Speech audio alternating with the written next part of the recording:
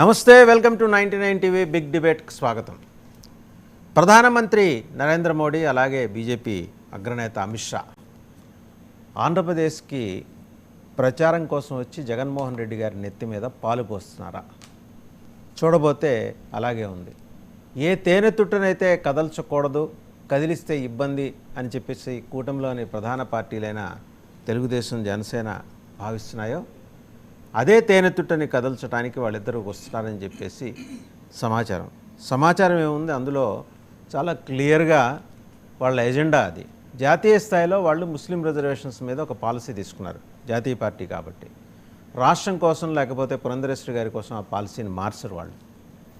ఆవిడ ఒకసారి ఆ మాట మాట్లాడి తర్వాత లేదు అది ఫేక్ అని చెప్పి బీజేపీ హెడ్ క్వార్టర్స్ నుంచి అఫీషియల్గా ఒక కమ్యూనికే ఇప్పించారు. కానీ జరగాల్సిన డ్యామేజ్ జరిగిపోయింది, ఆల్రెడీ వెళ్ళాల్సిన మెసేజ్ వెళ్ళిపోయింది. రూరల్ ఆంధ్రప్రదేశ్లో ముస్లిం సమాజంలో ఇది చాలా బలంగా వెళ్ళిపోయింది. సో రేపు పొద్దున వాళ్ళు వస్తే ఖచ్చితంగా జాతీయ విధానంలో భాగంగా తమ పాలసీ ఏంటో మాట్లాడతారు. ఆల్రెడీ తెలంగాణలో మాట్లాడారు, ఇక్కడ కూడా మాట్లాడతారు. అది ఎన్డీఏ కూటమి మెడకి, ప్రత్యేకించి తెలుగుదేశానికి మెడకి చుట్టుకుంటుందా? ఈ అంశానికి సంబంధించిన డిబేట్లో ఇంకా ఇతర అంశాలతో పాటు మాట్లాడటానికి మనతో ఉన్నారు కల్పల కిరణ్ గారు, తెలుగుదేశం పార్టీ రాష్ట్ర వాణిజ్య విభాగం ఉపాధ్యక్షులు. నమస్తే అండి. అలాగే రామ్నాథ్ గారు, పొలిటికల్ అనలిస్ట్. ఇంకా పెద్దిరెడ్డి రవికిరణ్ గారు, బీజేపీ అధికార ప్రతినిధి. నమస్కారం సార్. అలాగే శివపార్వతి గారు, జనసేన అధికార ప్రతినిధి. నమస్తే అండి శివపార్వతి గారు. అండ్ మోహన్ రెడ్డి గారు, వైసీపీ అధికార ప్రతినిధి. నమస్తే మోహన్ రెడ్డి గారు. టు స్టార్ట్ విత్ రామ్నాథ్ గారు, జాతీయ పాలసీ అది. వాళ్ళు రాష్ట్రాల కోసం, ప్రాంతాల కోసం అయితే వాళ్ళ విధానాలు మార్చుకోరు. అలాగే ఇక్కడేవో ఆబ్లిగేషన్స్ ఉన్నాయి కదా అని చెప్పి తెలుగుదేశంతో, జనసేనతో మేము పోటీ చేసే 10 సీట్లే కదా, ఏముంది చెప్పకపోతే ఏంటనే విధానం అయితే వాళ్ళకి లేదు. వాళ్ళు దేశవ్యాప్తంగా ఒకే పాలసీతో పోతారు. ఇక్కడికి వచ్చి వాళ్ళు ఈయన ఎత్తిన పాలు పోసి వెళ్తున్నారా? ఎమ్మెల్యే రాపాక ప్యానెల్లో ఉన్న సభ్యులందరికీ గుడ్ మార్నింగ్.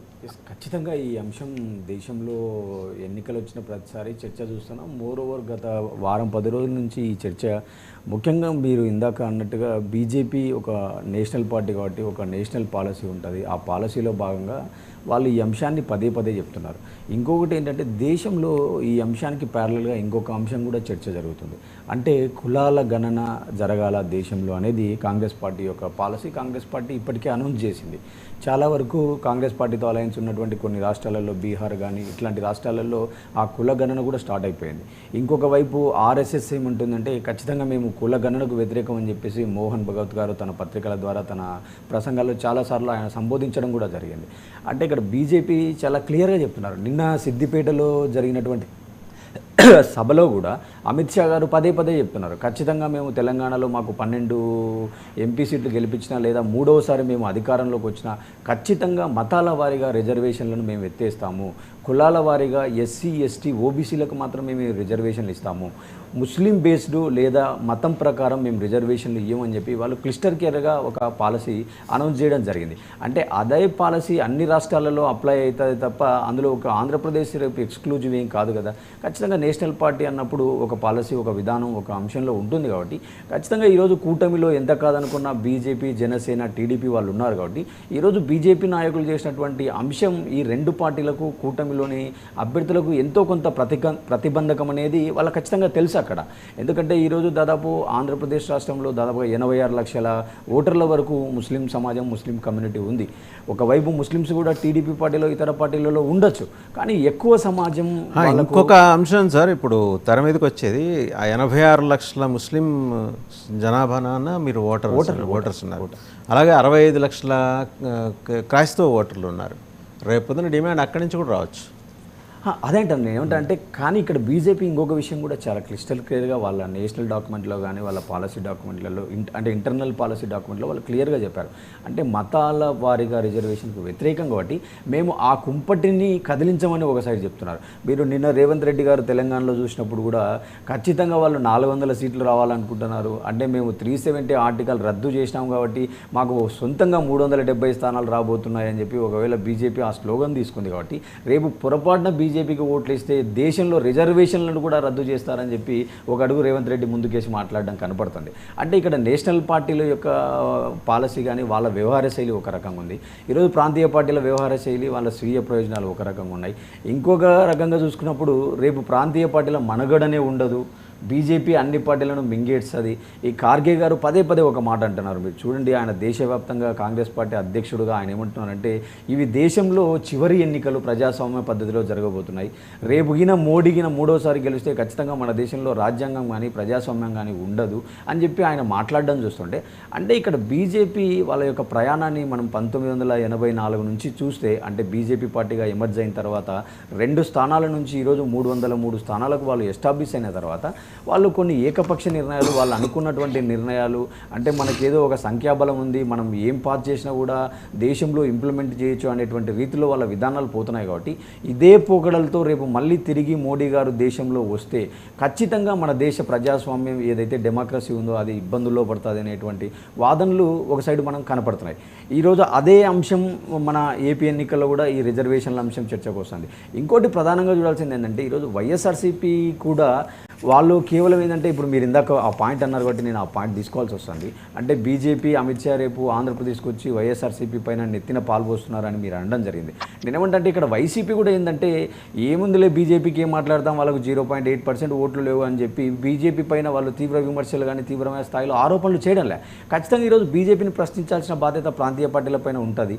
ఈరోజు దేశంలో దాదాపుగా 12 లక్షల కోట్ల రుణమాఫీ అనండి, లేదా డిఫాల్టర్స్ అనండి, లేదా ఇన్సాల్వెంటీ అనండి, బ్యాంక్ సంబంధించిన రుణాలను వాళ్ళు వేవరింగ్ చేయడం జరిగింది. కానీ వేరే రైతులకు వచ్చేసరికి, ఫార్మర్స్కి వచ్చేసరికి వాళ్ళు నిన్న ప్రకటించిన సంకల్ప పత్రంలో కూడా 6,000 రూపాయల యొక్క ఇన్పుట్ను మేము ఏదైతే రైతులకు ఇస్తున్నామో దాన్ని కొనసాగిస్తాము, ఎంఎస్పీ పైన మేము వర్కౌట్ చేస్తామని చెప్పడం జరిగింది తప్ప మేము రైతులకు ఈ 6,000ను 10,000 చేస్తామని కానీ, లేదా ఈ పంటలకు మేము ఎంఎస్పీలకు ఒక 500 లేదా 1,000 రూపాయలు ఇంక్రీజ్ చేయబోతున్నామని కానీ ఒక స్టిపులేటెడ్ పీరియడ్ కానీ ఒక ఖచ్చితమైనటువంటి స్పష్టంగా చెప్పలేకపోతున్నారు. అంటే ఈరోజు అంటే బీజేపీకి మెజారిటీ చెప్పలేకపోతున్నారా, చెప్పకూడదు అనుకున్నారా? అంటే వాళ్ళ రాజకీయం అదే కదా మరి. అంటే ఎన్ని రోజులు కాంగ్రెస్ పార్టీ 50 ఏళ్ళు దేశంలో ఏం బీకింది, మేము వచ్చి 10 ఏళ్ళే కదా అయ్యింది, 60 ఏళ్ళ స్వతంత్ర భారతదేశంలో వాళ్ళు ఏం చేసినారు, మేము వచ్చింది 10 ఏళ్ళే కదా అని మాట్లాడుతున్నారు తప్ప దేశంలో మోడీ గారు అధికారం చేపట్టడానికి 53 లక్షల కోట్లు ఉన్నటువంటి అప్పులు ఈరోజు దాదాపుగా 114 లక్షల కోట్లకు మన దేశంలో అప్పులు పోవడం చూస్తున్నాం. అంటే ఇవన్నీ కూడా అన్ని ప్రాంతీయ పార్టీలు ప్రశ్నించాలంటాను నేను. అంటే ఎప్పుడు కూడా ఏదో కూటమిలో ఉన్నప్పుడు బీజేపీని వీళ్ళు కొంత బీజేపీతో మాకు భావస్వామ్యం రూపేత ఉంది, కేంద్రంలో ఉండే పార్టీలతో మేము అనుకూలంగా పోవాలని చెప్పి ఈరోజు కూటమి నాయకులు మాట్లాడుతున్నారు. కానీ అదే కూటమి నాయకులు కూడా ఈ అంశాలను ప్రస్తావించాలి కదా. అంటే రిజర్వేషన్ల పైన మీరు బీజేపీ స్టాండ్ ఏంటో ప్రశ్నించాలా, అట్ ద సేమ్ టైం రైతులకు సంబంధించిన అంశాల్లో ప్రశ్నించాలా, హౌసింగ్ విషయాల్లో ప్రశ్నించాలా. కాబట్టి నేనేమంటే ఖచ్చితంగా ఈరోజు బీజేపీ వలన ఎంతో కొంత కూటమికి ఇబ్బంది అనేది ఖచ్చితంగా కనపడుతుంది. మోరోవర్ మీరు చూసారో లేదో ఒక 2 రోజుల కిందట కూటమిలో ఉన్నటువంటి నరసరావుపేట ఎంపీ లావు కృష్ణదేవరాయలు గారు కూడా ఏదో ఒక ఇండియన్ ఎక్స్ప్రెస్ టీవీకో ఏదో ఒక పత్రికలో ఆయన ఇంటర్వ్యూ ఇస్తా ఏదో కూటమిలో ఏదో ఉందనుకున్నాం కానీ కూటమిలో చాలా ఇబ్బందులు, చాలా లుకలుకలు ఉంటున్నాయి, కూటమి అంత బలంగా ఏం లేదు, టీడీపీ చాలా పోరాడాల్సి ఉంటుంది లక్ష్యాన్ని చేరాలంటే అని చెప్పి సొంత పార్టీ టికెట్ పొందినటువంటి అభ్యర్థి మాట్లాడడం చూస్తుంటే ఖచ్చితంగా కూటమి వల్ల అనుకున్నంత స్థాయిలో వాళ్ళు ఏదో కొంత ఎక్కువ ఊహించుకున్నారు. ఆ రోజు 2014లో వాళ్ళు ఊహించుకోవడానికి ఒక కారణం ఉంది కూటమికి. ఆ రోజు జనసేన అభ్యర్థులను పెట్టలేదు, ఆ రోజు మోడీ గారి పైన ఒక వేవ్ ఉంది దేశంలో. అంతకుముందు కాంగ్రెస్ చేసినటువంటి ప్రతికూల అంశాలు, కాంగ్రెస్ పార్టీ పైన గత 10 ఏళ్ల పాటు యూపీఏ 1 యూపీఏ 2లో ఉన్న ఆరోపణలు అవన్నీ వాళ్ళకు కొంత ఆ రోజు వాల్యూ యాడెడ్గా కనపడ్డాయి. కానీ ఈరోజు ఆ పరిస్థితి లేదు.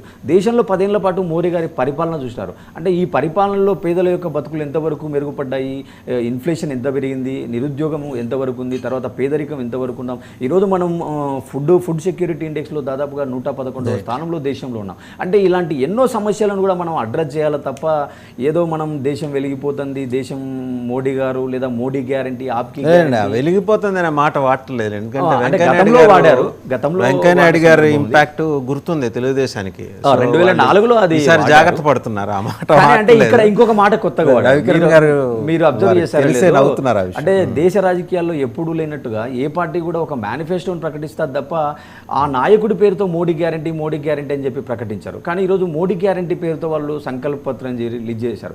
కానీ ఇక్కడ గతంలో కాంగ్రెస్ పార్టీలో కూడా కొన్ని ఆరోపణలు ఉన్నాయి. అంటే కాంగ్రెస్ అంటే ఇందిరా, ఇందిరా అంటే కాంగ్రెస్ అని చెప్పి అది పార్టీలోని నాయకులు మాట్లాడినారు కానీ ఒక నాయకుడు ప్రధాన నాయకుడైనటువంటి మోడీ గ్యారంటీ గారే ఆయన పేరుతో మోడీ గ్యారంటీ అని మాట్లాడడం చూస్తుంటే అంటే ఒక నియంతృత్వ పోకడలు ఖచ్చితంగా మన దేశంలో మళ్ళా మూడోసారి తిరిగి బీజేపీ వస్తే జరుగుతాయి అనేది కాంగ్రెస్ చేస్తున్నటువంటి ప్రధాన